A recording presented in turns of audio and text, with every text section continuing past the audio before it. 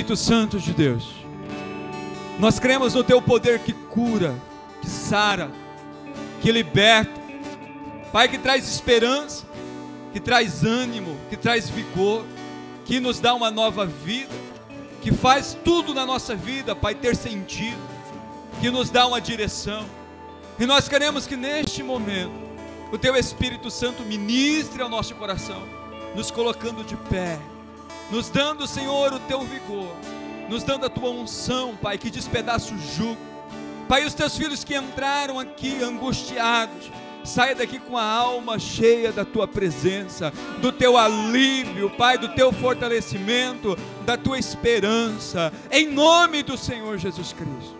Nós queremos que o Senhor ministre ao nosso coração, em nome de Jesus. Diga assim: eu quero. Não, diga assim: eu quero ser ministrado por Deus. Aleluia. Pode tomar o teu assento, aplaudindo o Senhor Jesus, porque Ele é bom. Aleluia. Glória a Deus. Aleluia. Acendei a luz. Aleluia. Eu quero trazer uma reflexão ao seu coração hoje, em Lucas capítulo 15, e eu quero ler todo esse texto, e eu quero que você preste bastante atenção naquilo que o texto está dizendo, para que você seja ministrado de uma forma bem específica hoje. É um texto conhecido, mas a palavra de Deus, ela sempre tem um poder de se renovar e trazer algo novo, amém? O que nos transforma, queridos, não é, talvez, as pessoas que ministram a você aqui, não é o que eu falo, não é o que o pastor Ricardo fala, o que transforma é a palavra de Deus, amém? Então nós temos um hábito aqui de não usar a Bíblia em papel na hora do culto, mas nós valorizamos muito isso. É importante que na sua casa você tenha a sua Bíblia, você leia, você estude, você medite. Nós usamos aqui tudo digital, nas projeções, para que isso facilite a tua absorção. Senão se eu falo no versículo que você for procurar, folhear na Bíblia, aí você vai perder muitas vezes algo que Deus vai trazer ao teu coração. Então, como que você faz? Olhe, se você consegue ter essa visibilidade, olhe para os textos que vai ser projetado, porque quando você se alimenta da palavra de Deus, você germina, ou aliás, você digere essa palavra, ela vai ter um poder muito grande no teu coração, de te limpar, de te purificar e de transformar, ok? Então todos os textos que a gente postar aqui, olha, fala: Senhor, ministra essa palavra no meu coração, tenta entender com o espírito, não com o seu intelecto, para que tudo que for ministrado aqui, realmente traga uma transformação, um alimento ao teu espírito, combinado? Amém? Então vamos lá, a palavra de Deus, Lucas capítulo 15, verso 11. Jesus continuou: um homem tinha 2 filhos, o mais novo disse ao seu pai: Pai, quero a minha parte da herança. Assim ele repartiu sua propriedade entre eles. Não muito tempo depois, o filho mais novo reuniu tudo o que tinha e foi para uma região distante, e lá desperdiçou os seus bens vivendo irresponsavelmente. Depois de ter gastado tudo, houve uma grande fome em toda aquela região, e ele começou a passar necessidade. Por isso ele foi empregar-se com um dos cidadãos daquela região, que o mandou para o seu campo a fim de cuidar de porcos. Ele desejava encher o estômago com as vagens de alfarrobeira que os porcos comiam, mas ninguém lhe dava nada. Caindo em si, ele disse: quantos empregados de meu pai têm comida de sobra, e eu aqui morrendo de fome? Eu me porei a caminho e voltarei para meu pai e lhe direi: Pai, pequei contra o céu e pequei contra ti. Não sou mais digno de ser chamado teu filho. Trata-me como um dos teus empregados. A seguir levantou-se e foi para seu pai. Estando ainda longe, seu pai o viu e, cheio de compaixão, correu para seu filho, o abraçou e beijou. O filho lhe disse: Pai, pequei contra o céu e contra ti, não sou digno de ser chamado teu filho. Mas o pai disse aos seus servos: depressa, traga a melhor roupa e vistam nele, coloquem um anel em seu dedo e calçado em seus pés. Tragam um novilho gordo e matem-no, tragam o novilho gordo e matem-no. vamos fazer uma festa e alegrar-nos. Pois este meu filho estava morto e voltou à vida, estava perdido e foi achado. E começaram a festejar o seu regresso. Enquanto isso, o filho mais velho estava no campo, quando se aproximou da casa, ouviu a música e a dança. Então chamou um dos servos e perguntou-lhes o que estava acontecendo. Este lhe respondeu: seu irmão voltou e seu pai matou o novilho gordo, porque o recebeu de volta são e salvo. O filho mais velho encheu-se de ira e não quis entrar. Então seu pai saiu e insistiu com ele. Mas ele respondeu ao seu pai: olha, todos esses anos tenho trabalhado como um escravo ao teu serviço e nunca desobedeci às tuas ordens. Mas tu nunca me deste nem um cabrito para eu festejar com os meus amigos.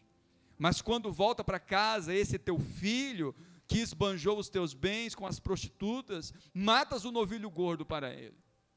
Disse o pai: meu filho, você está sempre comigo, e tudo o que tenho é seu. Mas nós tínhamos que celebrar a volta deste seu irmão, e alegrar-nos, porque ele estava morto e voltou à vida, estava perdido e foi achado. Amém pela palavra de Deus? Como é importante a gente olhar para a palavra de Deus, e entender que ela sempre ministra ao nosso coração. Esse texto vai falar sobre a história de um homem que tinha 2 filhos. E o homem aqui representa, o pai aqui representa Deus. E os filhos representam nós que pertencemos à família de Deus. Naturalmente, os filhos representam nós que somos integrantes da família de Deus. E o texto narra, naturalmente, um relacionamento que nós devemos ter com o nosso pai, e que geralmente é errado, geralmente é distorcido, e é importante a gente relacionar com Deus de forma correta, de forma que o nosso entendimento sobre Deus esteja correto, porque você vai olhar para esses 2 filhos, e você vai ver claramente, que ambos relacionavam com o pai de uma forma equivocada. O texto diz aqui que o filho mais novo é considerado um irresponsável. Ele chegou diante do pai, pediu a sua herança, foi e gastou irresponsavelmente. Mas o filho mais velho era alguém que servia a Deus, a seu pai, como um escravo. Era alguém muito dedicado, muito compromissado, muito fiel, e tudo que o pai pedia, ele exercia, ele fazia. Só que é importante você entender que esse filho mais novo, ele representa aquela pessoa que não entendeu a graça. Ele acha que a graça é uma autorização para ele pecar, a graça é uma autorização para ele viver uma vida dissoluta. E ele pegou tudo aquilo que ele tinha, ele sabia que ele tinha direito, e desfrutou e gastou de forma errada. Só que o outro também, a relação que ele tinha com o pai era errada, porque a relação era de servo e não de filho. Ele estava ali como alguém que servia o seu pai, não alguém que desfrutava da paternidade do pai. Ele relacionava com o seu pai de forma legalista. E isso representa as 2 formas de nós relacionarmos com Deus. Ou muitas vezes nós vamos olhar para a graça e vamos usar ela como um pretexto para a gente levar uma vida de qualquer jeito, ou nós vamos olhar para a lei e vai dizer o seguinte: olha, eu vou relacionar com Deus baseado no que Ele me diz, eu vou ser fiel, eu vou andar certinho, porque é através disso que Ele vai me abençoar. Só que você vai ver aqui que nenhum dos 2, dessa forma, estava relacionando com o pai de forma correta. Porque esse que esbanjou, era que ele voltou como? Ele voltou cheio de culpa. Porque ele gastou de forma equivocada, ele se distanciou do pai, e a hora que ele volta cheio de culpa, a ponto no verso 19 ele dizer: já não sou digno mais de ser chamado filho. Geralmente quando a gente se entrega ao pecado, quando a gente cai muitas vezes, e se entrega e distancia de Deus, qual que é o nosso sentimento quando você volta? Você olha para Deus e você fala: não tem mais jeito para mim, não é verdade? Você olha para Deus e você fala: eu estou perdido, eu fiz tanta coisa errada, será que Deus me aceita de volta? Será que Deus me perdoa? Será que tem chance para mim? Será que é possível a minha restauração? Porque é isso que o pecado faz. O pecado simplesmente vai nos colocar debaixo de uma condenação e de uma culpa terrível, que nós vamos olhar para Deus e vai dizer o seguinte: não tem mais jeito para mim. Essa é a estratégia do inimigo, quando ele nos leva para distante de Deus, para dizer: olha, não tem mais jeito para você, não tem como mais você voltar, o teu pai não te aceita mais. Só que o outro filho, ele era cheio de justiça própria. Aquele que voltou cheio de pecado, voltou cheio de condenação. Mas aquele que estava ali fazendo tudo certinho também estava errado, porque ele estava cheio de justiça própria. Porque ele, a ponto dele dizer no verso 29, sempre te servi obedientemente, eu sempre te servi de forma obediente, e tu nunca mataste nem um cabrito para mim, como ele disse, sempre obedeci as tuas ordens, nunca desobedeci as tuas ordens. E isso vai nos levar, querido, a entender que o nosso relacionamento com Deus, ele não pode ser cheio de culpa, achando que Deus vai olhar para nós e vai nos condenar, mas ele também não pode ser cheio de merecimento. O mais novo voltou com uma atitude correta, dizendo, olha, eu sei que eu não mereço, mas o coração dele estava cheio de culpa, dizendo, olha, eu não sou mais digno de ser chamado de filho. E o outro simplesmente, quando viu a reação do pai, acolhendo, abraçando, fazendo uma festa, o texto diz que ele matou o novilho, não era um, ou seja, só tinha um que estava ali pronto para engorda, e o pai veio e festejou, e em nenhum momento você vai ver o pai lançando culpa e condenando. Ah, agora você voltou depois de gastar todo o meu dinheiro? De maneira nenhuma. O texto diz que antes mesmo do filho chegar, o pai foi correndo ao encontro, o abraçou, deu as vestes, deu a aliança, restaurou tudo aquilo que ele tinha como filho. E esse texto vai nos ensinar o benefício da gente entender a graça. Porque quando a gente entende a graça do Senhor Jesus Cristo, a gente entende a graça, sabe o que vai acontecer? Você vai conseguir desfrutar daquilo que Deus tem para você. Porque muitas vezes nós estamos na presença de Deus e não desfrutamos. Muitas vezes nós estamos na presença de Deus, Deus coloca tantas coisas boas nas nossas mãos e a gente joga fora. Na verdade, quantas vezes a gente já desperdiçou aquilo que Deus colocou em nossas mãos? Quantas vezes, muitas vezes por não entender, a bênção passou perto de nós e nós não vimos. Então quando a gente entende a graça, você pode ter certeza, muitos benefícios você vai desfrutar. Então hoje eu queria trazer aqui algumas reflexões de como que você realmente desfruta e entende a graça, para que você se beneficie dela. Porque o nosso relacionamento com Deus tem que ser correto. E se eu não entender a graça, eu não desfruto. Se eu não entender como que deve ser o meu relacionamento com Deus, eu não vou desfrutar. Amém? Então os dois filhos aqui não entenderam nada. Um gastou erradamente, o outro tinha tudo e não sabia desfrutar. Então, quando a gente entende a graça, a gente vai entender um princípio fundamental, que eu sempre vou ter acesso à casa do Pai, porque o nosso relacionamento com Deus não é de servo e senhor, é de filho e pai. O nosso relacionamento com Deus é de paternidade. Deus não é simplesmente o meu Senhor, Ele é o meu Pai que me ama incondicionalmente. É importante você ter esse entendimento, porque no momento em que as coisas saírem do controle, você vai saber, peraí, eu sei para onde voltar. Imagina se esse filho que saiu e esbanjou tudo, ele dissesse o seguinte, meu pai não vai me aceitar de volta. Mas ele sabia, no fundo ele sabia que o pai dele era bondoso. Ele disse, olha, por mais que ele não me aceite como filho, os servos, os empregados dele são bem tratados. E eu sei que pelo menos a dignidade de ser um servo, eu terei com o meu pai. Então quando a gente olha para Deus, irmãos, e sabe no coração, não, Deus é o meu pai, você sabe que de forma alguma, a hora que você chegar diante dele, ele vai te rejeitar. Porque nós sabemos que você que é pai, você que é mãe, você sempre ama os seus filhos, independente do que eles façam, não é verdade? Talvez você não tenha alegria diante de alguma atitude deles, mas você não deixa de amar. E se você tem mais de um filho, é comum você às vezes ter mais satisfação em um do que no outro, porque o outro às vezes é mais obediente, é mais disciplinado, se submete mais à sua vontade, é alguém que te corresponde melhor, mas o amor é igual, você ama todos iguais. Então quando nós olhamos para Deus é da mesma forma. Deus olha para nós e Ele nos ama independente do que nós façamos. É importante você entender isso, não importa o quão profundo do pecado você entrou, o amor de Deus por você não muda. Talvez vai mudar a satisfação, a alegria que Ele tem em você, mas Ele continua te amando.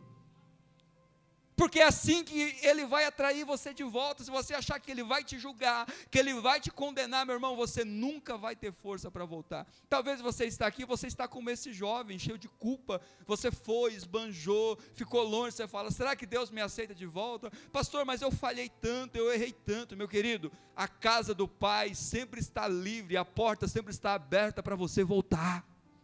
a casa do Pai nunca vai ter a porta fechada para você. Olha que diz o texto de João 8:35. O texto de João 8:35 vai falar justamente sobre a diferença de você ser servo e de você ser filho. Ele diz assim: o escravo não tem lugar permanente na família, mas o filho pertence a ela para sempre. Diga assim: para sempre. A casa do Pai sempre vai estar disponível para você. Agora, quem se relaciona com Deus como servo, vai acontecer isso. Ele não vai ficar para sempre. Ele vai ficar de forma temporária. Porque o relacionamento dele não era de pai e filho, era de servo e senhor. Geralmente, não sei se você já teve essa experiência, de conhecer alguém que ele nunca consegue firmar. Ele vem, até congrega por um tempo, daqui a pouco ele afasta, daqui a pouco ele volta de novo. Por quê? O relacionamento dele com o Senhor não foi ajustado. Ele não tem Deus como pai, ele tem Deus como Senhor, como alguém que está ali, né, esperando ele errar para punir. Não, meu irmão, deixa eu te falar uma coisa. Se você entende que você é filho, e se você olha para Deus e você entende que Ele é o seu Pai, vai acontecer isso que a palavra de Deus diz: mas o filho pertence à casa do Pai para sempre, a sua morada vai ser eterna. O escravo fica temporariamente, porque ele diz: eu acho que eu não sou tão amado assim, eu acho que não está valendo a pena eu servir a Deus, e naturalmente ele se afasta. Então as pessoas que não conseguem se manter na presença de Deus, é porque o relacionamento dele com Deus está distorcido, ele não entendeu a graça. Aquele que entende a graça e olha para Deus e fala: Ele é o meu Pai, você vai ter essa convicção: eu pertenço ao Pai para sempre. Diga assim: amém. Você pertence à casa do Pai, e de maneira alguma ela vai estar fechada para você. Você sabe por onde voltar, porque você não é um servo, você não é um escravo, você é filho de Deus. E quando nós entendemos essa filiação, você pode ter certeza, você sempre vai ter saudade da casa do Pai. Eu não sei se você talvez você tenha passado por isso. O domingo que você não pode vir aqui, você não sente falta, não é verdade? Porque você sente falta de estar na presença de Deus. Como é gostoso você ter a presença dos pais. Eu não sei se você ainda tem essa alegria de desfrutar da presença dos pais. Se eles ficam um tempo distante, não dá saudade, não dá vontade de estar perto. Então, quando nós olhamos para Deus dessa forma, sabe o que vai acontecer? Quando a gente se afastar, a gente não vai ficar com medo, com receio de voltar, a gente vai ter saudade de voltar, assim: eu quero de novo a presença de Deus, eu quero de novo a alegria de cultuar, eu quero de novo a alegria da salvação, eu quero de novo a alegria da comunhão com o meu Pai. Amém? Porque é a alegria da presença de Deus que nos fortalece. Então, quando nós relacionamos com Deus dessa forma, nós vamos sentir saudade do culto, nós vamos sentir saudade da oração, nós vamos sentir saudade daquela comunhão que nós tínhamos com Deus, onde nós orávamos e falávamos com Deus com alegria, porque eu olho para Deus e eu sei que Ele é o meu Pai, e aquele que me ama incondicionalmente, e jamais Ele vai olhar para mim e vai olhar com desprezo. Jamais Ele vai olhar para você e dizer: mas você, depois que tanto pecou, agora está vindo? Não, Ele jamais vai dizer uma palavra para você. Ele vai dizer: vem. Ele vai ao teu encontro. A hora que você dá o primeiro passo, Ele vai correndo ao teu encontro, te abraçar e fazer uma festa para te receber de volta. Você não pode permitir que o diabo te acuse e diga: não tem mais jeito para você, você não é amado, está perdido para você. Não é verdade. Porque você é filho, e se você é filho, você sempre tem acesso à casa do Pai. Quem casou aqui e deixou a casa do Pai sabe disso. Quando você volta, sempre é a sua casa. Pode até você não ter aquele mesmo ambiente, mas sempre vai ser a sua casa. A casa do Pai sempre vai ser a sua casa. Você sempre tem acesso, não é verdade? Você entra, você abre a geladeira e é a sua casa. Não importa quantos anos faça, a casa do seu pai sempre vai ser a sua casa, a casa da sua mãe sempre vai ser a sua casa. Então, quando a gente se relaciona com Deus assim, irmãos, quando a gente, por exemplo, você entrou numa dívida, e você falou com os amigos, e você falou com todas as pessoas, e ninguém pôde te ajudar, onde você vai recorrer? Você vai ligar para o seu pai, você vai falar com sua mãe: me ajuda. Quando o negócio aperta, quem que você procura? Se você ainda tem pai e tem mãe, você vai falar com ele, nem que seja um conselho, nem que seja uma oração, você procura os seus pais, você procura a tua família. Porque você sabe que lá você é amado, lá você vai ter cuidado, não importa o que eles falam, você sabe que eles não vão te deixar na mão, não é verdade? Então quando você olha para Deus dessa forma, e você entende que você pertence à família de Deus, você sabe que jamais Deus vai te deixar desamparado, porque antes de ser Deus, Ele é o seu Pai. Então é importante você entender que quem entende a graça, ele tem livre acesso à casa do Pai. Olha o que diz em Romanos capítulo 6, verso 4. Porque quando você entende a graça, vai acontecer algo extraordinário. O pastor Ricardo aqui falou sobre algo que é muito importante, porque geralmente, qual que é a nossa tendência, irmãos? A nossa tendência é nos esforçarmos, assim, para vencer o pecado, a gente se esforça para ser uma pessoa melhor, a gente se esforça para servir a Deus, mas olha o que Romanos 6,4 diz: portanto, nós fomos sepultados com Ele, quem? Jesus, na morte por meio do batismo, a fim de que assim como Cristo foi ressuscitado dos mortos, mediante a glória do Pai, também nós vivemos uma vida nova. Diga assim: eu vivo uma vida nova. E é interessante aqui que o tempo verbal, ele está de forma contínua, ou seja, em algumas traduções você vai viver, e eu vivo em novidade de vida. Então quando nós cremos em Jesus, algo extraordinário acontece. Quando você entende a graça, há uma explosão no teu coração, na tua vida, que você vai ser mudado de dentro para fora. Quando o nosso interior é mudado, a nossa forma de pensar, de ver as coisas é mudada pela graça, naturalmente a nossa vida vai ser transformada. Você vai viver algo novo todos os dias, porque Deus é uma fonte inesgotável de novidade. Talvez você cansa do seu trabalho, não é assim? Talvez o teu casamento entra numa rotina, talvez os teus amigos, o teu relacionamento vai ficar uma chatice, porque tudo nessa vida, em determinado momento, vai entrar numa monotonia. Mas Deus não. Todos os dias Deus tem algo novo reservado para nós. A promessa é, quando você entende a graça, meu irmão, Deus sempre vai ministrar e trazer algo novo no teu coração. Não tem um culto que você não vir aqui que o Espírito de Deus não vai ministrar no teu coração. Porque você foi chamado para viver em novidade de vida. A presença do Espírito Santo em você, ela se renova, e todos os dias ele traz algo novo, um refrigério novo, um cuidado novo, uma revelação nova, algo novo para gerar vida em você. Eu estou vendo que ultimamente tem muitos casais aqui tendo filho. Por que isso acontece? Eu sou um exemplo. Porque chega uma hora que o casamento perde, começa a ficar aquele negócio, está muito tranquilo, preciso arrumar alguma coisa para me dar um pouco de trabalho aqui, não é assim?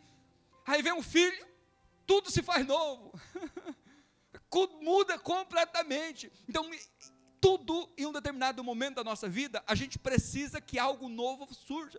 Aí vem o primeiro e fala assim: nossa, que trabalho, eu não quero mais nenhum. Aí passa, começa a crescer, você fala: está tão sozinho, né? Acho que vou arrumar outro para fazer companhia. E assim vai, aí daqui a pouco os filhos casam, daqui a pouco os filhos casam, fica só os dois velhinhos lá, e um olha para o outro, fala: eles podiam me dar um netinho, né? Aí daqui a pouco vem os netos e começa tudo de novo, porque nós somos chamados para viver em novidade de vida, nós precisamos de algo novo na nossa vida, e quando nós temos a presença do Espírito Santo de Deus, pode acreditar, todos os dias, Deus vai trazer algo novo ao teu coração. É disso que nós desfrutamos. Quando a gente entende a graça, meu irmão, você vai olhar para a palavra de Deus, e todos os dias ela vai trazer algo novo para o teu coração. Você vai vir aqui, não importa se é todo domingo o Espírito de Deus está ministrando no seu coração. Amém? Porque naturalmente, quem entende a graça desfruta de uma nova vida. É impossível, irmão, você entender a graça, isso explodir no teu coração e você continuar do mesmo jeito. É impossível você ter contato com o Senhor Jesus, ter uma experiência com o Senhor Jesus e a tua vida não ser transformada. Sabe por quê? Porque algo no mundo espiritual aconteceu. Quando você crê em Jesus, você entrega a sua vida para Jesus, você entende a graça, que Deus ama você incondicionalmente, que Ele te abençoa, não é porque você merece, algo sobrenatural acontece. Em Colossenses capítulo 1, verso 13, diz que a gente não percebe isso, não é algo visível, mas olha o que aconteceu quando você creu em Cristo: pois Ele nos resgatou do domínio das trevas e nos transportou para o reino do seu Filho amado. Talvez você não viu isso, com certeza você não viu literalmente Jesus indo lá no inferno te resgatando e te trazendo para o reino dele, mas quando você depositou fé nele, você creu nele, você recebeu ele, isso aconteceu no mundo espiritual. O Espírito de Deus te resgatou e levou você para onde? No reino do Filho amado, do Filho que ama você, no lugar aonde você é amado. Por quê?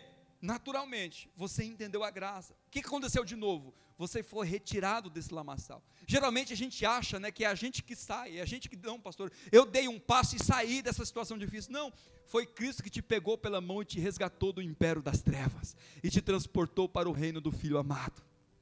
Mas você não viu isso, mas isso aconteceu no mundo espiritual, por isso que a tua vida interiormente mudou, você começou a ver as coisas de outra forma. Mas você foi transportado para esse reino com um propósito. Olha o que diz Efésios capítulo 2, verso 19. Portanto, depois que vocês são resgatados, vocês já não são estrangeiros nem forasteiros, mas concidadãos dos santos e membros da família de Deus. Aleluia! Você já parou para pensar o quão poderoso é isso? Você pertencer à família de Deus, você ser um membro, um integrante da família de Deus. Vamos declarar isso junto? Diga assim: eu sou membro, filho, integrante da família de Deus.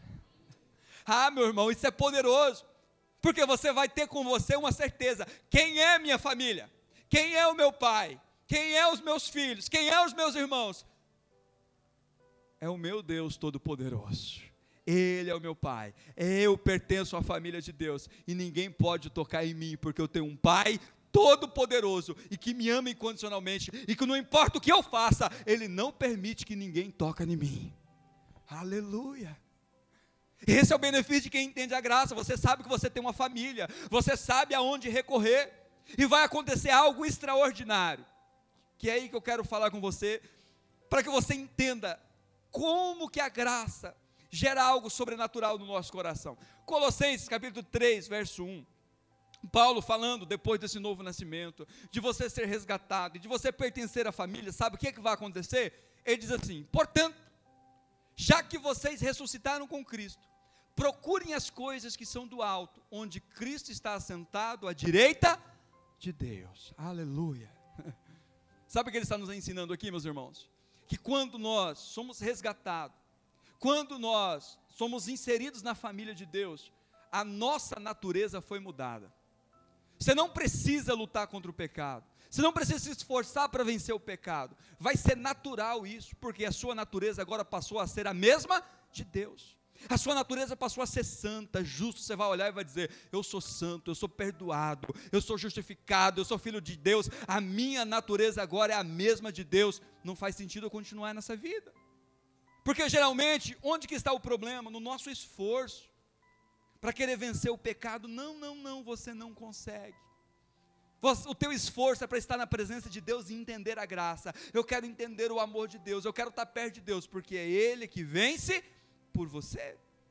Romanos capítulo 6, verso 12 diz o seguinte: portanto, não permitam que o pecado continue dominando o corpo mortal de vocês, fazendo que obedeçam aos seus desejos. Você sabia que uma das coisas que o Espírito Santo nos dá é domínio próprio?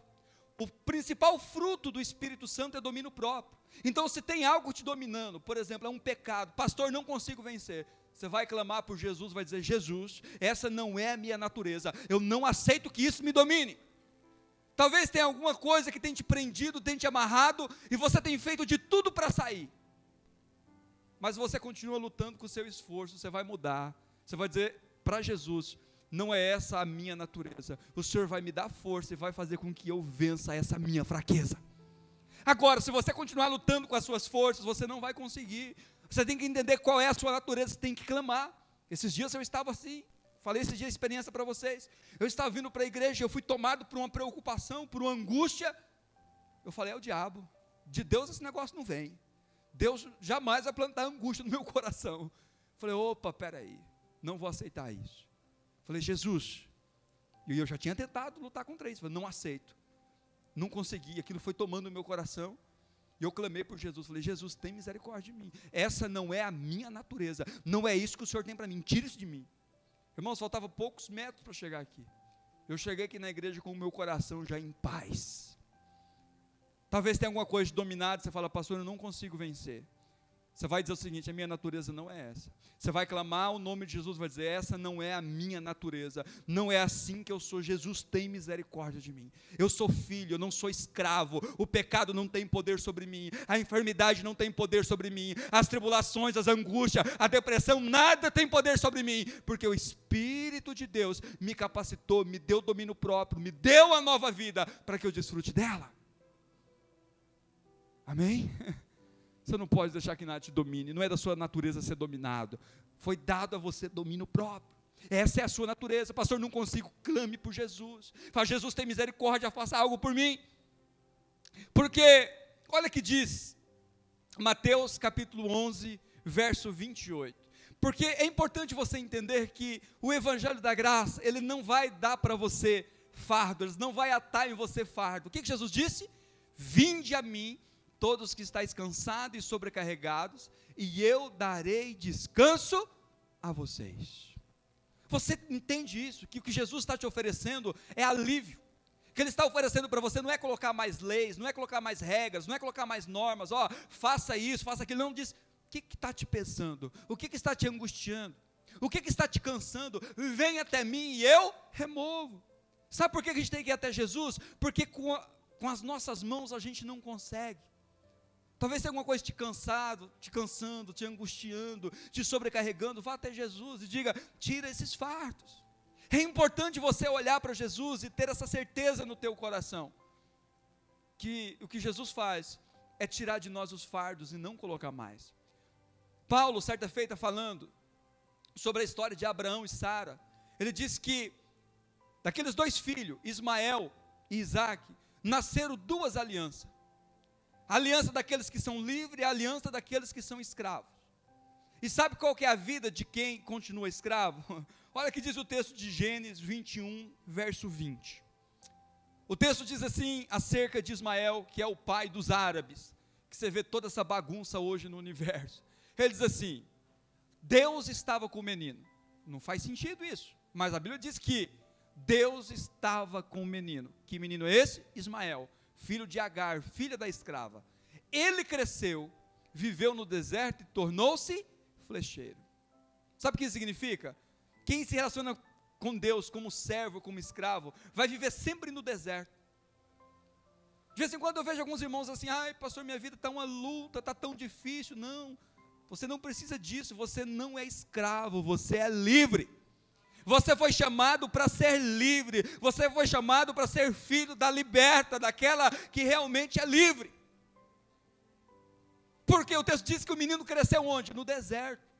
Deixa eu te falar, Deus não te chamou para você crescer e viver e habitar no deserto. Esse não é o seu lugar. Você até passa por lá, mas lá não é o seu lugar. Quem vive no deserto é quem ainda não entendeu a graça, quem ainda não foi liberto por essa graça.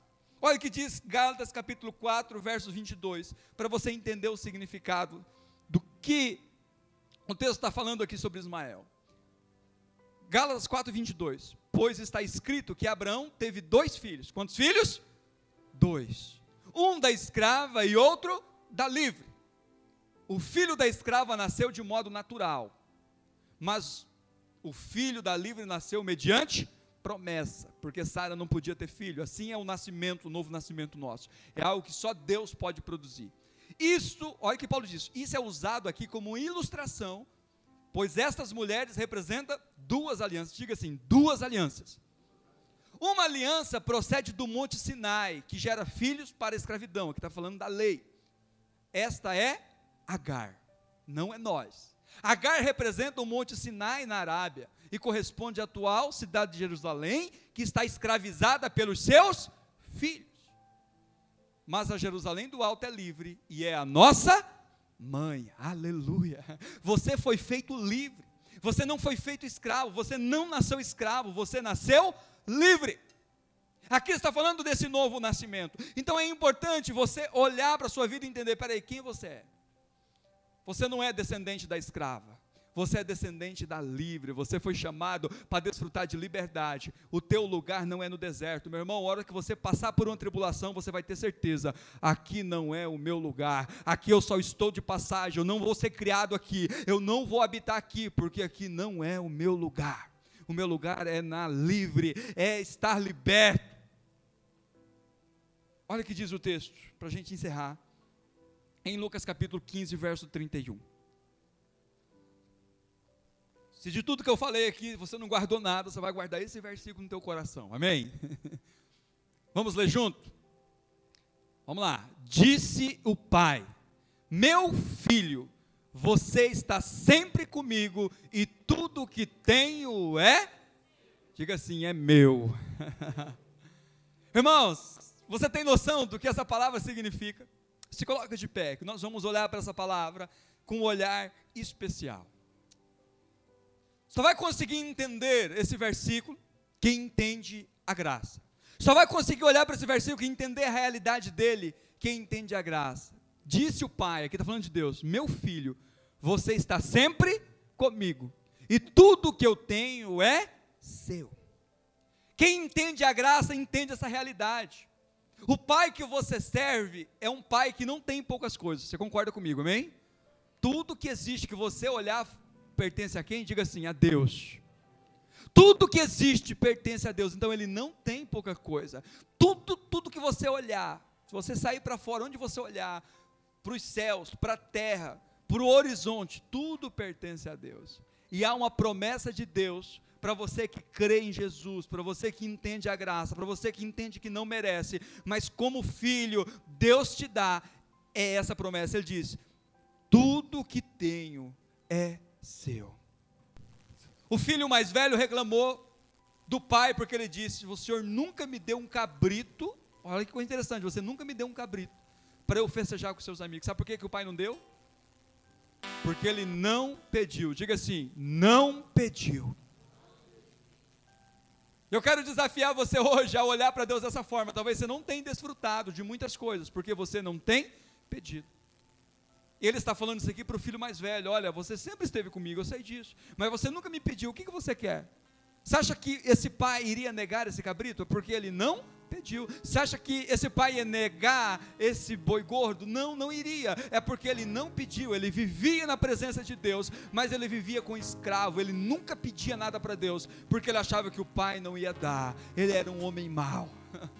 Mas ele diz: você nunca me pediu, você estava sempre comigo, e tudo que eu tenho é seu. E eu gostaria que nesse momento você colocasse diante de Deus isso. A palavra de Deus para o seu coração é: o que você deseja? O que você quer que realmente o pai faça? No celeiro do seu pai, presta atenção nisso, no celeiro do teu pai há solução para todos os seus problemas. É uma enfermidade? No celeiro do seu pai há remédio para te curar. É um problema financeiro? No celeiro do seu pai há suprimento. É um problema conjugal, um problema familiar? No celeiro do seu pai há resposta, há solução. É um problema espiritual? No celeiro do seu pai há uma solução, há uma resposta. É só você dizer: pai, me dê, que eu quero sair dessa circunstância. Porque tudo que é do pai também é seu. Você tem acesso livre à casa do pai, você tem acesso ao celeiro, você tem acesso à sala, você tem acesso à cozinha, você tem acesso a tudo que o pai tem. Mas você precisa pedir, entender isso: eu sou filho amado, e mesmo que eu não mereça, o meu pai não me nega, porque ele me ama. A pergunta que Deus está te fazendo é: o que você deseja? Do que você precisa, meu querido? Há tudo disponível no celeiro do seu pai, há tudo disponível no celeiro do nosso pai, do nosso Deus. Eu gostaria que você neste momento olhasse e pedisse para Deus de todo o teu coração, porque alguns irmãos ultimamente têm vindo falar comigo: pastor, eu queria tanto que Deus me prosperasse financeiramente. Meu irmão, você acha que Deus tem algum problema em te prosperar financeiramente? Não. Peça e Ele te dá. Eu quero prosperar nessa cidade, eu quero que o Senhor abra as portas, Ele vai te dar. Você vai pedir, Ele vai te dar. Eu quero casar, Deus vai preparar uma pessoa abençoada para você. Eu quero ser uma pessoa firme espiritualmente, peça e Ele te dá. Há tudo no celeiro de Deus. Mas você precisa entender isso. Tudo está disponível no celeiro de Deus. Tudo está disponível diante de você. Mas eu quero que você agora, diante dessa palavra, você vai fazer uma oração fervorosa diante de Deus. Eu sei que você saiu da sua casa com muitos anseios. Há algo que você está buscando e você ainda não encontrou. Você vai continuar buscando. Talvez você não procurou direito. Você não encontrou direito no celeiro. Há tudo disponível no celeiro do seu Pai. E você vai pedir. Talvez você está com esse filho mais velho, você não pediu. Ou você tem gastado erradamente, você vai gastar agora corretamente. E vai dizer, eu quero desfrutar de tudo que Deus tem para mim. Vamos pedir? Você vai fazer uma oração. Você não vai ouvir a oração do pastor. Você vai fazer diferente hoje. Você vai orar e vai pedir, Senhor, o Senhor sabe do que eu preciso. E você vai colocar, você vai pontuar, eu quero isso. Você vai ser específico. Você vai ser detalhado. Se é financeiro, é financeiro. Se é saúde, é saúde. É familiar, é familiar. É espiritual, é espiritual. Você vai dar nome para aquilo que você precisa. Você vai dizer, eu quero que o Senhor me dê, porque eu sou amado. Eu não mereço, mas eu sou amado. Pai querido, no nome de Jesus, que nós entramos na Tua presença. Nós entramos na Tua casa.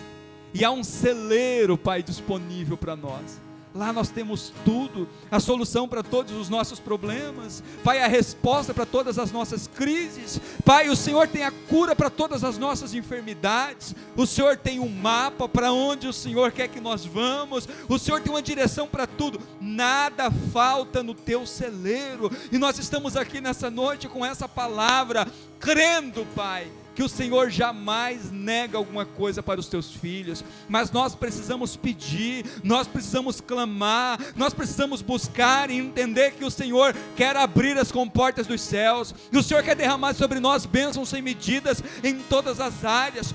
Que os teus filhos nessa noite entendam, Pai, que a graça, Pai, faz com que eles desfrutem, Pai, de tudo que o Senhor tem, e tudo pertence ao Senhor. Não há nada nos céus, não há nada na terra, não há nada no mundo natural, não há nada no mundo espiritual que não te pertença, e o Senhor disse que tudo que é do Senhor também é nosso, e nós temos disponível. Pai, não permita que nós venhamos, Pai, no decorrer da nossa vida, não desfrutar desse benefício, não desfrutar do Teu celeiro, não desfrutar daquilo que o Senhor tem para nós, e nós estamos te pedindo. Há muitos clamores aqui hoje, há muitas orações aqui hoje, específicas, e eu quero que o Senhor ministre sobre o coração dele, sobre o coração dela, não desistir. Talvez ele tenha pedido, ela tenha pedido e não tenha encontrado, mas o Senhor disse que nós não encontramos é porque nós não procuramos direito, nós não pedimos o suficiente, e os teus filhos não vão desistir até encontrar, até ver o teu favor, até ver a tua bênção sendo derramada sobre eles. Em nome de Jesus, nos dê essa revelação, que o Senhor tem um céu aberto sobre nós, que há um celeiro disponível para nós, e só precisamos procurar e continuar procurando e continuar pedindo, que o Senhor não nos negará nada. Oh Espírito Santo,